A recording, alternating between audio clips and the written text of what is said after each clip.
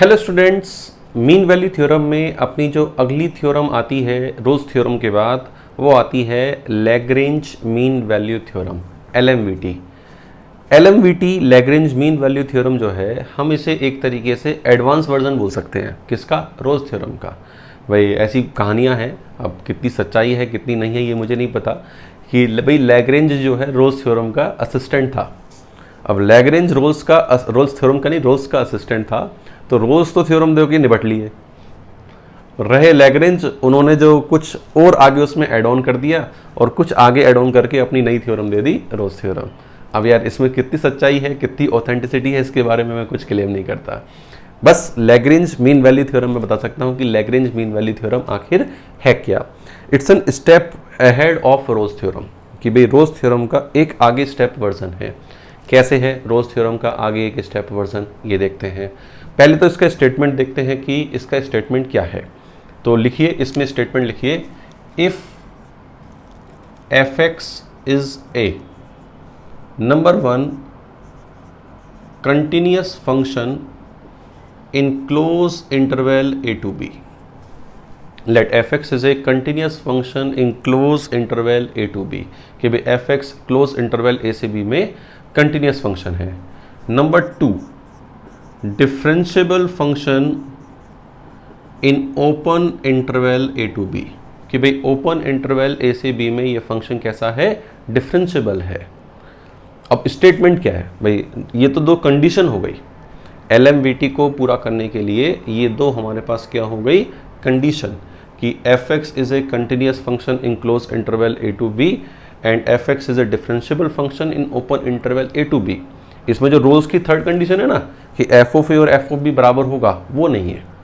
ठीक है, तो दो कंडीशन है। तो रोज थ्योरम का स्टेटमेंट क्या है, सॉरी LMVT का स्टेटमेंट क्या है? What is the statement of LMVT? Then there exist at least one real number c in open interval a to b for which such that f dash c is equal to f of b minus f of a upon b minus a, f of b minus f of a upon b minus a, कि भाई एक ऐसा c होगा जहां पे differentiation f dash c की value f of b minus f of a upon b minus a के equal होगी। अगर कोई फंक्शन इन दो कंडीशन को पूरा करता है तो एक ऐसा c हम जरूर बोल सकते हैं a से b के बीच में, जहां पे डिफरेंशिएशन f डैश c की value f of b minus f of a upon b minus a के इक्वल जरूर होगी। ये हमारे पास स्टेटमेंट किसका है? LMVT Lagrange mean value theorem का ये हमारे पास स्टेटमेंट है। अब LMVT का जो ये स्टेटमेंट है, इसका ज्योमेट्रिकल इंटरप्रिटेशन क्या है, कि भाई ज्योमेट्रिकली हम इसे कैसे एक्सप्लेन करें कि भाई ये आखिर क्या चीज़ दिखा रहा है। अब देखो, ज्योमेट्रिकली एक्सप्लेन करने के लिए, जैसे ये हमारे पास कोई फंक्शन है a से b के बीच में, कंटिन्यूअस एंड डिफरेंशिएबल है। f ऑफ a और f ऑफ b का बराबर होना जरूरी नहीं है, तो मान लो f ऑफ a अलग है और f ऑफ b अलग है। ठीक, फंक्शन कंटिन्यूअस और डिफरेंशिएबल है, मतलब ग्राफ को बिना ब्रेक लगाए यहाँ से यहाँ तक पहुँचना है और स्मूथ तरीके से जाना है। तो यहाँ से यहाँ तक पहुँचना है, लो स्मूथ तरीके से ये चला गया, बिल्कुल रपटता हुआ प्यार से पहुँच गया यहाँ पे, ये लो ये पहुँच गया। ठीक बात, कि भाई यहाँ से यहाँ तक ये पहुँच गया।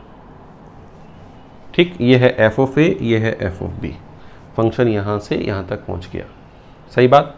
अब यहाँ से यहाँ तक पहुँच गया, f ऑफ a से f ऑफ b तक ये पहुँच गया। सही बात। अब यहाँ पे एक c ऐसा है जहाँ पे f डैश c, भाई f डैश क्या डिफाइन करता है? किसी पॉइंट पे टेंजेंट का स्लोप। और ये f of b minus f of a upon b minus a क्या है? जैसे भाई ये बच्चों f ऑफ b होगा, ये बच्चों f ऑफ a होगा। ठीक, तो ये जो है इन दोनों पॉइंटों को मिलाने वाली कोड जो है y2 minus y1 upon x2 minus x1, ये इस कोड का स्लोप है। ये जो ए बी कोड है भाई, ये जो हमने लिखा हुआ है F of B minus F of A upon B minus A, ये हमने लिखा क्या है, इस ए बी कोड का स्लोप। ठीक, अब वो ये कह रहा है कि भाई अगर फंक्शन कंटिन्यूस और डिफरेंशिएबल है तो भैया इस बीच में कम से कम एक ऐसा सी जरूर होगा फंक्शन के पास जहाँ पे टेंजेंट का स्लोप इस ए बी के बराबर होगा, मतलब टेंजेंट इस ए बी के पैरेलल होगी। ये जो टेंजेंट है ये इस ए बी के पैरेलल होगी, कि भाई कम से कम एक ऐसा सी जरूर है। सही बात। अब जैसे मान लो कम से कम एक ऐसा सी जरूर है, ज़्यादा से ज़्यादा कितने हो सकते हैं, मान लो ये है ए, ये है सॉरी ये है ए, ये है बी, यहाँ से यहाँ तक जाना है तो ये फंक्शन ये इस तरह हो गया। अब ये कोड हो गई तो यहाँ पे एक सी इधर आ जाएगा, एक सी इधर आ जाएगा। सही बात। ऐसे और भी हो सकता है कि भाई 3 बार हो जाए, 4 बार हो जाए, इनफाइनाइट बार हो जाए। मान लो कोड ए बी के पैरेलल ही हो जाए तो भाई जैसे ये, तो ये कोड हुई हमारे पास 1 2 3, इस तरह से 3 पॉइंट मिल जाएंगे यहाँ पे हमारे पास। तो वो कह रहा है कि भाई कम से कम एक सी जरूर है जहाँ पे टेंजेंट का स्लोप कोड ए बी के पैरेलल है। सही। अब ये चीज़ बता दी कि भाई ऐसा है। ज्योमेट्रिकल भी हमने देख लिया कि भाई ज्योमेट्रिकल इंटरप्रेट कैसे कर रहे हैं इस चीज़ को। सही बात। अब इसका प्रूफ क्या है, what is the proof of this, कि भाई इस LMBT का उसने प्रूफ क्या दिया होगा, भाई लैग्रेंज ने ही क्या प्रूफ दिया होगा। अब लैग्रेंज के पास प्रूफ देने के लिए भाई लैग्रेंज को भी तो कुछ यूज़ करना था थ्योरम, तो वो रोल्स यूज़ करके बता सकता था। भाई इससे रोल्स एक्सप्लेन करना तो बहुत आसान है। अगर हम लैग्रेंज से रोल्स पे जाएं तो वो तो बहुत ही आसान है। भाई रोल्स की कंडीशन लगा दो, F of A F of B बराबर, तो F of A F of B बराबर, तो एफ डैश सी 0 आ गया, रोल्स का स्टेटमेंट आ गया। तो लैग्रेंज से रोल्स पे जाना तो बहुत ही लड्डू है, मतलब उसमें तो कुछ करना ही नहीं है एक तरीके से। लेकिन रोल्स पहले आई थी, लैग्रेंज बाद में आई, तो रोल्स का यूज़ करके लैग्रेंज को कैसे प्रूव करें।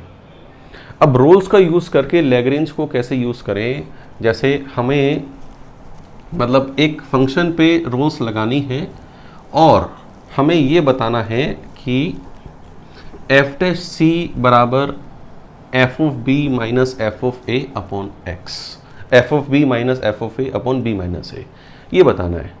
मतलब रोल्स कहती है कि जी डैश मतलब एफ डैश है, एफ डैश सी का एफ डैश सी बराबर 0 होता है। भाई वो ये तो कहता है कि ए से बी के बीच में एफ डैश सी 0 होगा कम से कम, अगर एफ ऑफ ए और एफ ऑफ बी बराबर हैं तो ऐसा करते हैं, यहाँ पे हम एक फंक्शन मान लेते हैं gx, और gx मैंने फंक्शन मान लिया fx। भाई वैसे तो इसका इंटीग्रेशन मान रहा हूँ मैं, भाई इसको मैं इधर ले आता हूँ, minus this is equal to 0, कि भाई दिस माइनस दिस, इसका इंटीग्रेशन एफ डैश एक्स का इंटीग्रेशन क्या हो गया fx, और इसका इंटीग्रेशन क्या हो गया minus F of B minus F of A upon B minus A into X, F of B minus F of A into B minus A into X, ये मैंने एक इसका फंक्शन मान लिया। ठीक है, ये फंक्शन मैंने क्या माना, जो रिजल्ट मुझे लाना था उसका इंटीग्रेशन करके, जो रिजल्ट मुझे लाना था ना प्रूफ करने में, उसका इंटीग्रेशन करके मैंने एक फंक्शन मान लिया कि जी एक्स बराबर F X minus F of B minus F of A upon B minus A into X. ठीक बात। क्या एफ एक्स अगर कंटिन्यूस और डिफरेंशिएबल है तो ये फंक्शन कंटिन्यूस और डिफरेंशिएबल होगा, यस और नो। भाई एफ एक्स अगर कंटिन्यूस और डिफरेंशिएबल है तो ये भी कंटिन्यूस और डिफरेंशिएबल होगा। तो G X is continuous and differentiable in close interval A to B. सही बात। अब यहाँ पे जी एक्स कंटिन्यूस और डिफरेंशिएबल है। अब कोई सोचेगा सर डिफरेंशिएबल तो ओपन में होता है, अब जब क्लोज में है तो ओपन में अपने आप भी होगे। भाई close interval A to B में डिफरेंशिएबल है अगर ये फंक्शन, तो ओपन में अपना आप हो गया। या चलो लिख लेते हैं, continuous in close interval A to B and differentiable in open interval A to B, क्योंकि एफ के बारे में भी हम यही बात बोल रहे हैं। ठीक बात। अब यहाँ पे कि भाई continuous in close interval A to B and differentiable in open interval A to b, ये जी एक्स मैंने माना, तो what is ji of A and what is ji of B, कि भाई जी ऑफ ए कितना है और जी ऑफ बी कितना है। ठीक। अब जी ऑफ ए कितना है और जी ऑफ बी कितना है, what is ji of A and what is ji of B. G of A है F of A minus F of B minus F of A into A upon B minus A. इस B minus A को इधर ले गए तो B F of A minus A F of A minus A F of B plus A F of A, ठीक, upon B minus A. तो ए F of A cut जाएगा हमारे पास, तो ये हमारे पास क्या आ गया, B F of A minus A F of B upon B minus A, ये आ गया अपने पास। इसी तरह जी ऑफ बी कितना है, जी ऑफ बी मेरे पास कितना होगा, F of B into B minus A, तो B F of B minus A F of B, ठीक, बी यहाँ रखूँगा तो क्या होगा, minus B F of B plus B F of A upon B minus A. मैंने थोड़ा ये कैलकुलेशन फास्ट कर ली, देख लेना, ये इससे कट जाएगा तो क्या बचा, B F of A minus A F of B upon B minus A, ठीक। तो B F of A minus A F of B upon B minus A, ये जी ए है, ये जी बी है, और जी बी आप ध्यान से देखो क्या आ रहे हैं, बराबर आ रहे हैं। G of A is equal to G of B, कि भाई जी ऑफ ए और जी ऑफ बी हमारे पास क्या आ रहे हैं, इक्वल आ रहे हैं।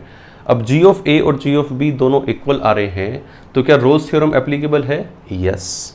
तो रोल्स थ्योरम कहती है कि एक ऐसा रियल नंबर होगा सी जहां पे जी डैश सी क्या हो जाए, जीरो, और सी कहां से कहां तक होगा, open interval A to B में। कहां से कहां तक होगा, open interval A to B में एक ऐसा सी जरूर होगा जहां पे जी डैश सी कितना हो जाए, जीरो हो जाए। सही बात। अब जी डैश सी जीरो हो जाए मतलब ये जीरो, इसका डिफ्रेंशिएशन जीरो हो जाए।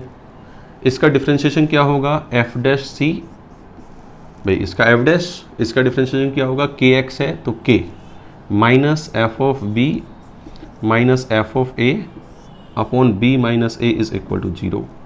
इसको उधर ले गए तो एफ डैश सी बराबर F of B minus F of A upon B minus A. F dash C बराबर F of B minus F of A upon B minus A. सही बात, आई बात समझ में। तो ये हमने लगाई कौन सी थ्योरम, रोल्स थ्योरम। प्रूव कौन सी थ्योरम करी, एलएमवीटी। एलएमवीटी ने भी शायद ऐसी की होगी हम तो मान लेते हैं कि भैया एलएमवीटी ने भी इसी तरह से की होगी। ये हमारे पास थी क्या, रोल्स थ्योरम। रोल्स थ्योरम लगाई, जी ऑफ ए एक जी फंक्शन माना, G of A G of B बराबर किए, ठीक, और बराबर आए किए, नहीं बराबर आए, और जी डैश सी जीरो है तो एफ डैश सी, ये रिजल्ट आ गया हमारे पास फंक्शन के लिए। तो ये हमारे पास था रोल्स थ्योरम का यूज़ करके एलएमवीटी को प्रूव करना। अब एलएमवीटी का प्रूव करना हमने आ गया। अब यहाँ पे एलएमवीटी में आखिर हमारे पास प्रॉब्लम्स किस तरह की आती हैं। अब देखो एलएमवीटी में भी वही हमारे पास प्रॉब्लम्स आती हैं, वेरीफाई एलएमवीटी या फाइंड द वैल्यू ऑफ सी, या कुछ इक्वेशंस वाले इनइक्वालिटी वाले क्वेश्चन आ जाते हैं इसमें, ठीक है। तो हम एक एक करके दो क्वेश्चनों को देख लेते हैं कि भाई क्वेश्चंस किस तरह के आते हैं। जैसे सपोज करो हमारे पास एक फंक्शन दे रखा है f x is equal to x square minus x plus 3, ये हमें फंक्शन दे रखा है। मैं कहता हूँ verify LMVT in close interval 2 to 5 या 1 to 2 लिख लेते हैं, छोटा इंटरवल लिख लेते हैं, इन क्लोज इंटरवल 1 to 2, कि 1 से 2 के बीच में हमारे पास क्या वेरीफाई करनी है, एलएमवीटी, ठीक। अब 1 से 2 के बीच में this function is continuous, this function is differentiable. सही बात। तो भाई वो ये कह रहा है कि एक ऐसा सी होगा एफ डैश सी जिसके लिए एफ डैश सी क्या हो, F of B minus F of A upon B minus A हो। सही बात। अब F of B minus F of A, what is F of B, F of 2 minus F of 1 upon 2 minus 1, ये होना चाहिए। सही बात। अब एफ ऑफ 2 कितना होगा, 4 माइनस 2 2 प्लस 3 5। एफ ऑफ 1 कितना है, 3, और 2 माइनस 1 1। तो एक पॉइंट ऐसा होगा जहां पे डिफरेंशिएशन क्या हो, 0 हो, और वो सी 1 से 2 के बीच में होगा, पक्की बात। अब वेरीफाई कर लो कि भैया एफ डैश एक्स निकाला, F dash x 2x minus 1 आ गया, इसे 2 के बराबर कर दिया। एफ डैश एक्स निकाला, उसे 2x माइनस 1 और 2 के बराबर कर दिया। ठीक, तो ये 2 के बराबर करा तो हमारे पास x की वैल्यू कितनी आ गई 3/2 है ना, ये 1 इधर गया, तो c की वैल्यू कितनी आ गई 3/2 आ गई। c की वैल्यू कितनी आ गई कि f डैश 3/2, f डैश 3/2 हमारे पास कितना आ रहा है 2, तो मतलब c कितना आ रहा है 3/2। तो जो c 3/2 आ रहा है क्या वो 1 से 2 के बीच में है? यस है। भाई जो c 3/2 आ रहा है क्या वो 1 से 2 के बीच में है? यस है। तो ये हमारे पास क्या हो गई LMVT वेरीफाई हो गई। क्या हो गई ये LMVT वेरीफाई। एक क्वेश्चन और कर लेते हैं चलो।